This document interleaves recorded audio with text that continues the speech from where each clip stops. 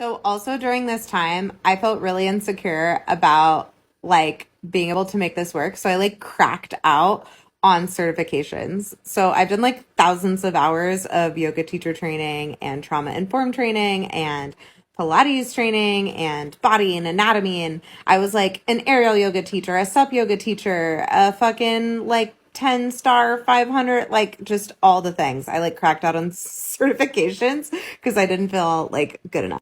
Somewhere in here, I had matched on Tinder with my now husband named Justice. And Justice had moved to LA, but we were still just like very casually dating.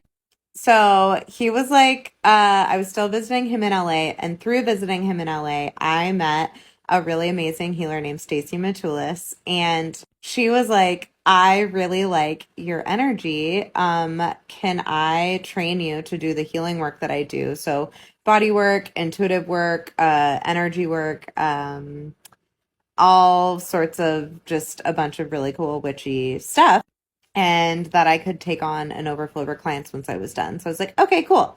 So instead of staying in Sacramento where I had this plan and I had made up like all this, I don't know, clients or like this life I thought I was going to have, I threw all my shit in my car, but my dog in my car, everything fit into my little Honda Accord, like rickety Honda Accord. And I drove down to LA to start training with Stacy, trained with her for like a year and started taking on healing clients.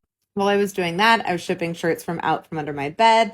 I planned my first retreat and I would use sort of like every round of shirts I would sell, I'd use that to buy twice as many shirts the next time.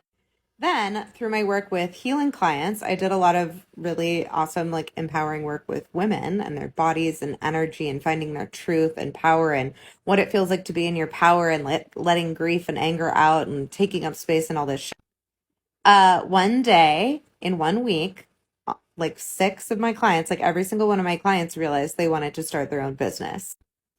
So I was like, I know how to do that. So we started to step into healing work through the lens of building your business, or vice versa, building a business through the lens of healing. And that is how I became a business coach. Because the same ways that we have to work through shadow, old patterns, defense mechanisms, fears, release shit around codependency, boundaries, worthiness, money, like all this shit is literally healing work when you're building a business. So that is how I landed at business coaching, and that's still what I do today. One of the things. And I also do retreats for business coaching and stuff too. So I'll do the kind of zoom out on all of the shit that I do or all the different ways, the kind of different prongs of my business. But I feel like I had to give that sort of precursor so you understand what I'm talking about.